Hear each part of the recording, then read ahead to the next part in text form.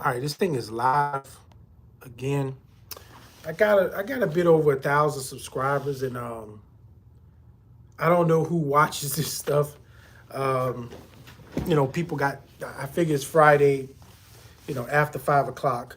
I figure I'll sit here and try to do something productive on my channel. And now that I can go live, I think it's productive. Anyways, we want to talk about how tight should we grip the pistol, right? I'll show you here with a training aid some things and talk about some different points.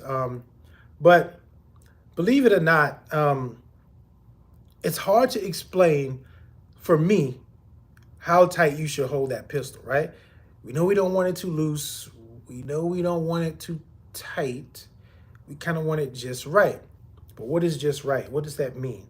Just right may be, whatever the the shooter actually likes, right? The shooter may actually just like whatever the in between is, but we can't define what the in between is, right? So here I have a training aid, a little handy dandy training aid. I can tell you what you should not do, right? If that makes sense. So in this case, let's just pretend I'm not going to teach the grip here, but let's just say, you already know how to grip the gun, right? One of the mistakes people make is really cinching down on that gun. Now, I will say this.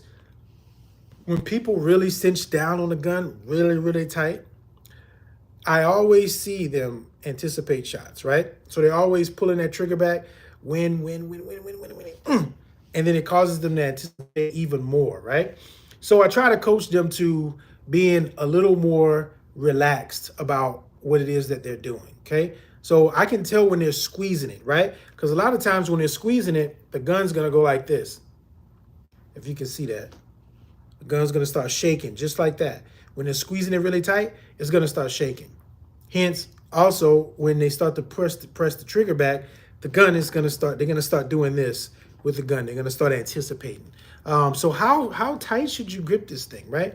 I would say, if I had to put it in comparison with something, I would say hold this gun as tight as you would hold. I don't know. Like if you had to comb your hair or something or brush your hair, you can hold it just as tight. Actually, that's probably a horrible example, right? You see how difficult this can be just to explain.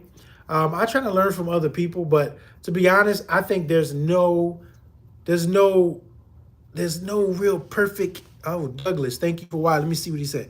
Douglas said, "Oh shoot, it's going away. How can I see the comments on here? Oh, hold on, Douglas. Oh, there it is. Hold on. Oh shoot, Douglas, don't go anywhere, buddy. I don't know why I cannot see. I can't see your comments. Hold on.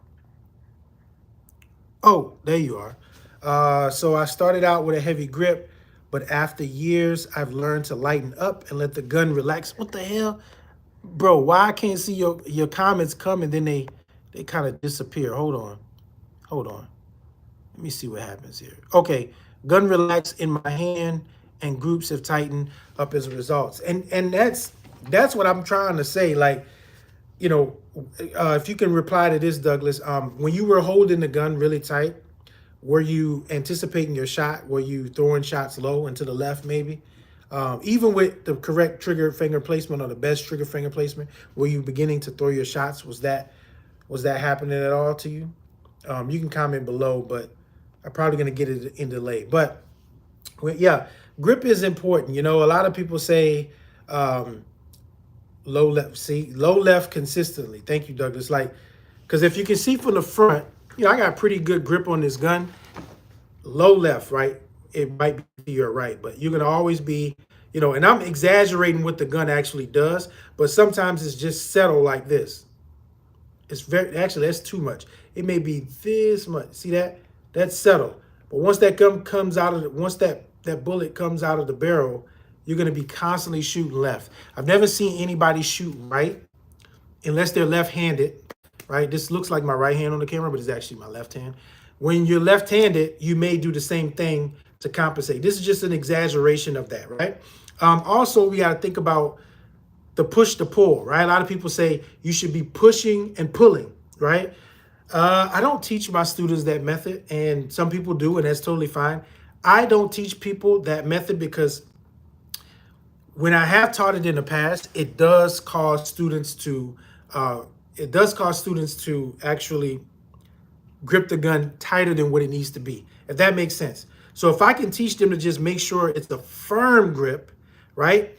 Have, they can touch every single part that needs to be touched and just have a firm grip where they can have, real estate on all sides instead of pushing, pushing and pulling the gun has caused them to think about too much in their hands, right? So I've seen it where you got students that will say, okay, I'm going to push and I'm going to pull, and then I have to pull the trigger, and then I got to aim the sights, and it was just throwing people out. It's too many mechanics to think about. Just hold the gun in your hand, get a nice firm grip, try to establish and try to maintain the grip, right? And put your finger on the trigger.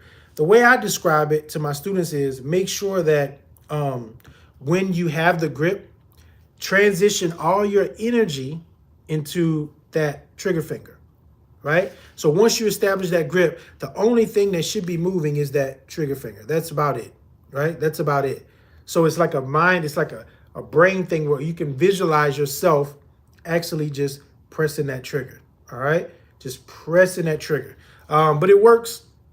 And there are different methods. You guys can come out and tell me some of the things you've learned as well when it comes to establishing the proper grip. But really, there's no perfect answer to how tight should you hold it. I guess in a nutshell, you can say don't hold it too tight, right? But yeah, grip is important. You have some instructors or people who teach that say it doesn't matter the grip. The best thing, some people come out and say, oh, I can, turn the gun over and I can aim it like this and I can pull the trigger and that's all that matters. I've seen it and I've done it. But when you're teaching somebody who's just gotten to the firearms world, somebody who has just come into the firearms world, I think it is imperative that instructors and coaches teach proper grip, right?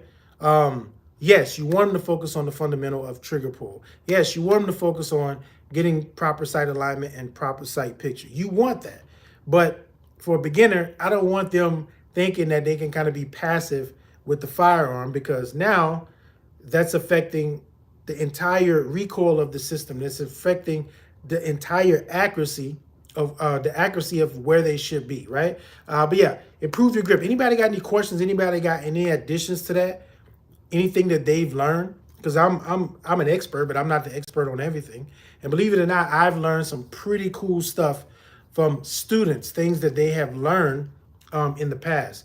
So anybody got anything to add about how tight you should actually grip your pistol? I'm curious about it. Anything. Also, if you have questions about anything else, I'll use this next couple minutes as a question and answer.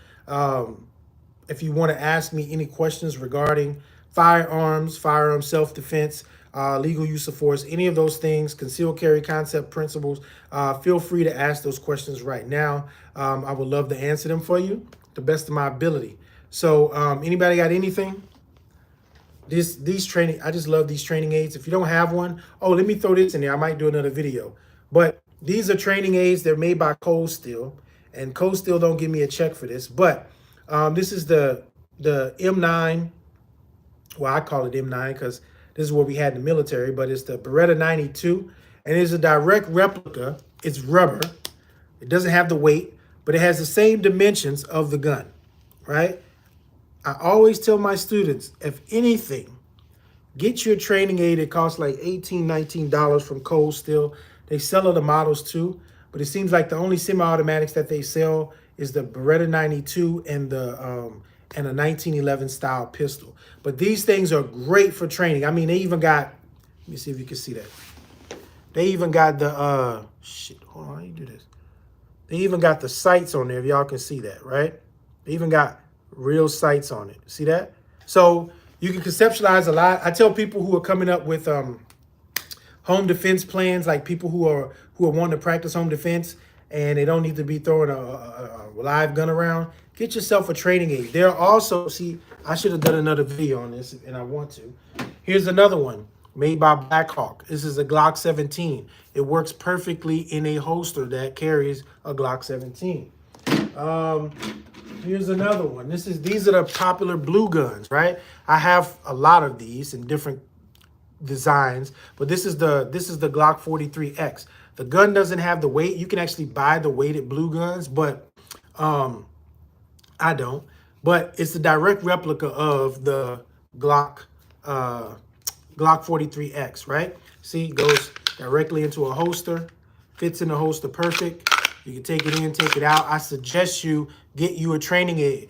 If you can find, what you should be able to find a training aid of your gun somewhere. If you go on Amazon, type in blue guns, you should be able to find these things no problem. But these are good, and they also actually have the blue guns. Actually, you can see that. Hold on, let me see if I can. I don't know what I'm doing. It's hard to see with. Let me put it in there. There we go. Hold on. So if you see, God dang it, they have sights on them as well. Have a front sight and a rear sight. But yeah, get yourself a training aid, man. It's going to help you. In regards to grip, right? Like I said, let me show you something here. I'll just take 3 different firearms if I can hold them up. Yes, good question. Yes, I do use dummy rounds. I use them a lot, actually. As you can see, I have some snap caps or dummy rounds, right? I use these a lot, man. Like when I'm training students, I drill a lot on loading and unloading. But these things are fairly cheap. I use them a lot. I'm going to be using them today to do my own training. I'm going to do some dry fire training with reloads, loading and unloading, and doing some moving and stuff like that. Yeah, dummy rounds are, I'm going to do another video to kind of encapsulate the whole dry fire and dummy round environment. But dummy rounds is something you should have. Yes, you should have a blue gun. Many people, I'm gonna teach y'all something about a blue gun, right? Now, this is no knock against cert pistols, anything like that. Hold on a second. This is no knock against cert pistols or anything like that, meaning that you should be dry firing with your actual pistol, right? Hold on, I'm gonna grab my actual, one of my actual pistols real quick. So this gun is completely unloaded. All right. This is my Glock 45. There's no magazine. I'm going to open it up, look into the chamber. The gun is empty. You can even see that in the camera. Okay. So the gun is empty, but you should be able to dry fire, or you should be dry firing with your actual firearm. Okay. One of the things I mentioned in the video the other day was, today, actually, I did a video today. I think it's up about, should you change the trigger in your actual firearm? This is highly debatable. I'm not the end all be all, but I will give you my professional expertise, right? This is a Glock 45. I have never changed the trigger in any of the guns that I've ever owned. I don't own a lot of guns, but I've never changed the trigger. You may say, why? There's 2 reasons why. Number one, if I'm going to be in a self-defense, like, actually, this is my nightstand gun, and people always say, oh, you don't have a flashlight on the end of it, you don't have a mounted flashlight. And then I tell them it's not my preference. I use a handheld light for many different reasons. I'm not going to get into that. But the first reason why I don't change the triggers on my particular firearm is because of this. I've been in law enforcement, currently in law enforcement. I see how things work. I know how prosecution works. I know how defense works, right? First, well, let's do this first. First, I always, if I own a gun, when I take it out the box, the first thing I do is start to learn it, start to manipulate it, right? And I start to dry fire, right? So the trigger manipulation is extremely important. So the reason why I dry fire so much with my guns is to know when that trigger breaks, how it feels. Now, if you're a beginner and you got a new gun, the best thing you can do is dry fire it, right? Because you want the skill of trigger manipulation and sight picture, sight alignment from dry fire to transfer onto the damn range, right? And I tell people to really focus on that dry fire. This is my left hand, by the way. I'm right-handed, but I'm doing this so you can see. When you manipulate that trigger, and you're a new beginner and you do it in dry fire, Your whole energy should be going into where, how you're pressing that trigger back, how much slack you got, where's the wall at on the trigger. So when you get on the range and you go to pull that trigger, it's a smooth pull, right? You're not fighting it where you're like, okay, when is it gonna go? When is it gonna go? When is it gonna go? Right? And you won't do that. So it's actually, I call it like you got to be in super zen mode. You want, people say you want the gun to surprise you, but you should know where the gun breaks. So, anyways, first reason is, you know, I don't change the triggers out because I can become very proficient. I take the time, I take the effort to learn the trigger, to learn the gun, period. The second reason, which is probably way more important than the first, is I don't do a lot of modified parts because I've seen people in self-defense situations. And the modifications have come up in these cases. Listen to what I'm saying. The modifications of your gun have a great potential of showing up, and I'm going to do another video for that, have the great potential for showing up in your damn trial, in your trial case. Don't believe me? You can go look this up. I mean, hell, we just saw, that wasn't in that case. But just know I don't change the trigger because of that, right? So if I take this Glock 45 and I put the most lightest, fastest trigger I can find in it, right? At some point after I have a self-defense shooting, my gun is going to be confiscated, right? And they're going to do some ballistic stuff. They're going to investigate. They're going to see, was this gun bought like this? What are the aftermarket parts? And as soon as they find out you got this cool ass Swift trigger, that is going to come up in your case. Well, Your Honor, this person decided to, this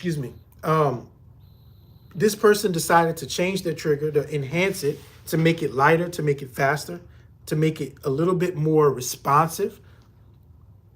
So he intended that when he pulled this gun out, he wanted to shoot, whatever. The DA could come up with a whole bunch of stuff. Douglas, that's a good practice to not change the trigger on your CCW. Now, I like your perspective, bro, and here's why. But I got a little rebuttal at the same time. I like your perspective about not changing the trigger on your guns, and the fact that I'm assuming you got another gun or other guns that you do sporting or shooting or whatever with, right? Maybe even competition. I can see that, and that's where I'm coming from. The only way I change the trigger is if I'm doing competition shooting or something like that, right? Now, there are some people who say, well, they will buy the best gun that you can find, right? They trick it out, and it's only for target shooting, but they don't want to carry it because they feel like they're going to lose it if the police confiscate it. And I can understand that too. But for me, my philosophy, I don't buy anything that I don't use, right?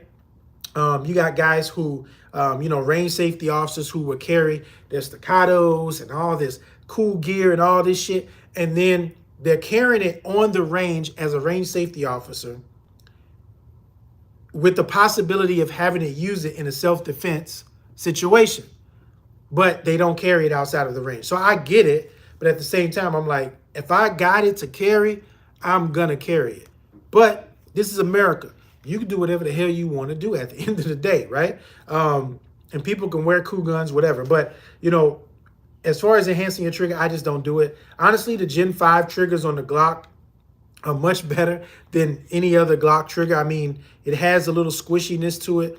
A lot of people don't like the squishiness to it, but I love the feel, right? I get a nice, easy, just push back on it. The only thing that I've done to this gun for an upgrade are these. That's it. I've changed the sights on them. And believe it or not, I'm about to do a video for y'all where I took the sights. I'm about to do a video of my Glock 42, which I have here. I'm going to show you. I did not like the night sights, the Marigold sights that I had, right? I do not like that. But I'm going to show you that there's no magazine in here. And if you look in here, the chamber is completely empty, okay? So with that being said, if you look at I can't show you yet. I got to explain it. I had a Marigold night sights on this particular gun. I've had it for 10 years. And people, y'all can laugh at me and ask me why I carry a Glock 42. Sometimes I carry a Glock 46, but that's another, they say, oh, this is a pussy gun. You shouldn't have this gun. This is a girl gun. And all it's going to do is piss me off. And you know what I tell those people? I say, look, why don't you go stand down range and let me just let off one shot, center mass on you, and you tell me if that pisses you off or not, okay? So don't make fun of me carrying small weapons. But anyways, back to the sights. I had the Mariglow sights on here, right? And I just don't like them. I don't like the sight picture that I get with them. I just hate it. But this was the first gun that I ever changed the sights on. And I said I would never change the sights. So I went to the sites and I didn't like them. So just recently, the other day, I went and I said, let me change these sights out. I brought it to a buddy. He said, I got a better idea. How about you keep the front sight that glows, that night sight, and then put your stock Glock sight back on the rear sight. And I was like, that sounds pretty cool because I love the Glock sight picture. I love that U shape. I love that dot in the middle. I love it. If only they can make these Glock sights as metal sights out of the box, I'm sold. That's the best thing Glock can do for me, but they probably won't do that. So anyways, they're probably getting kickbacks from gun sight companies. But anyways, I want to show you this. If you can see it, I have a basic Glock rear sight, and then I have a Mariglow front sight. Check this out. And I love the combination. Let me see if y'all can see it. Let me see. Hold on. Can y'all see that? There it is. It's kind of blurry because the camera sends the focus. But that's what it looks like. And I love it. I love that I don't like blacked out sights. That's not my thing. But I like to have a good, like the U allows me to pick up whatever is in the inside of it and put it onto my target, get a great sight picture. So I had to show y'all that. I almost took the front one off. My buddy decided, let's just give it a combo, right? So anyways, wanted to show you guys that. So back to the grip. When we talk about grip, it's a great combination. Yeah, man, like it's an awesome combination, bro. And I don't know if you can. I think you can buy the front sight. You can buy just front sights for some of them, right? So you can clearly see that's a damn Glock, a plastic Glock sight, which I absolutely love. And then you got the Mariglow sight up there. It's a perfect combination. So, I can get in this whole thing about night sights. I did the night sights. Honestly, I'm gonna be honest with y'all. These night sights, I came to the conclusion that there's no need for me to have night sights. Reason being is because I think night sights are great in low light, but if you ever look through night sights, in low light, they charge up, right? They go, but they're not like if you were in complete darkness, right? So the question I had to ask myself, like, do I really need night sights? Because am I going to be shooting in the pure dark? The answer is no, and I hope that I never have to shoot in pure dark. There shouldn't be any reason for me to shoot in pure darkness, right?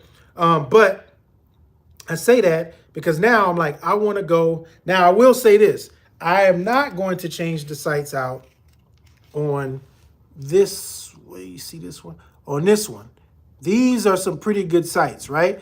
And I got to admit, I was on the range at the academy the other day with this particular gun. And I'll be honest, this sucker was spot on, man. Like, I can pick up a sight picture in like no time with that gun.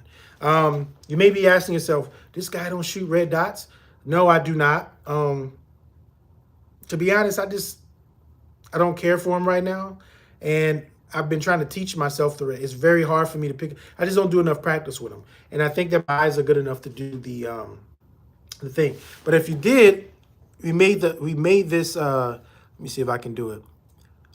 Be honest, with this sight picture right here, y'all, I'm actually able to, no lie, shoot with both of my eyes open.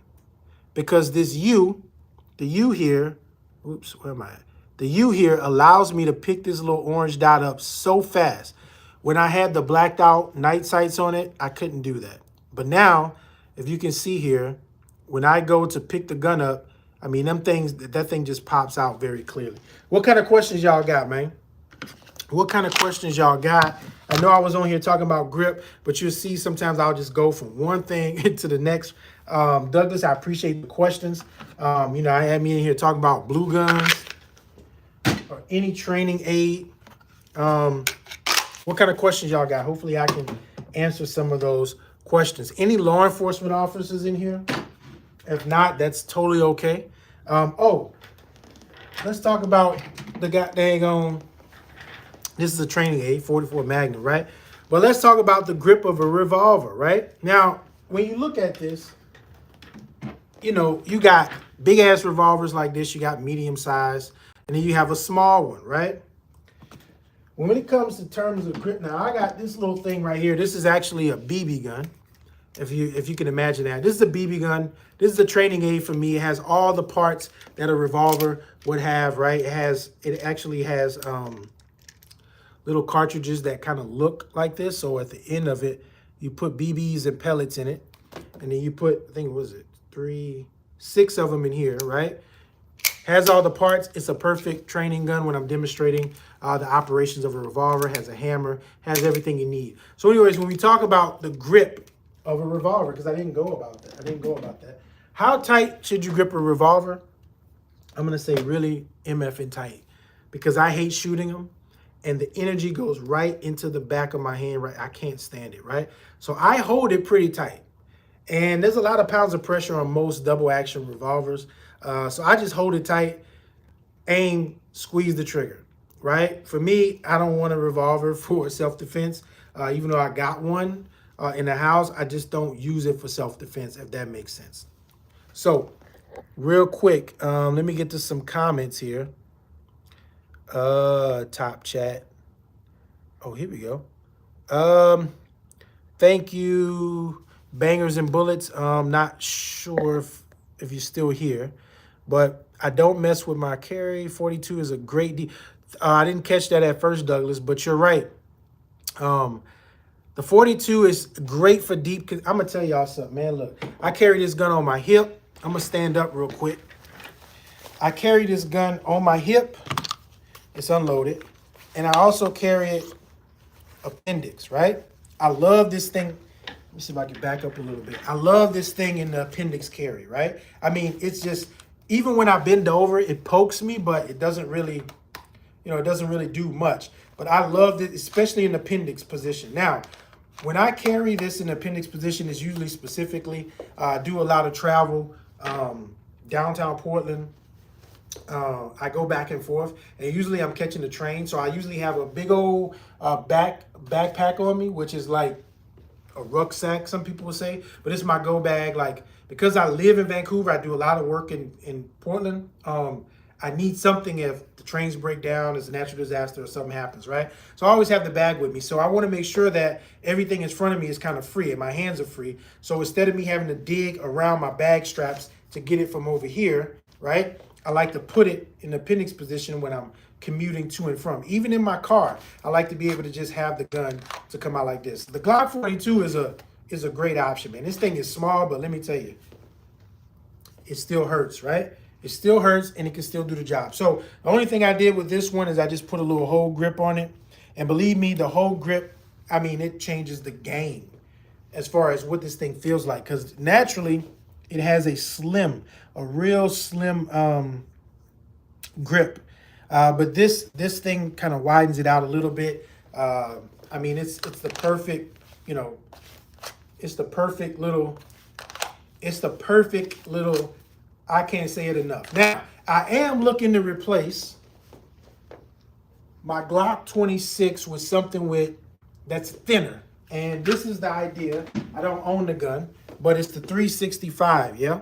Now, if we look and compare, this is the blue gun, which is the same dynamics or the same dimensions, right? If we look at the Glock 42 and the, what's this thing called? The 365, you will see that they are damn near almost identical in size. almost identical in size.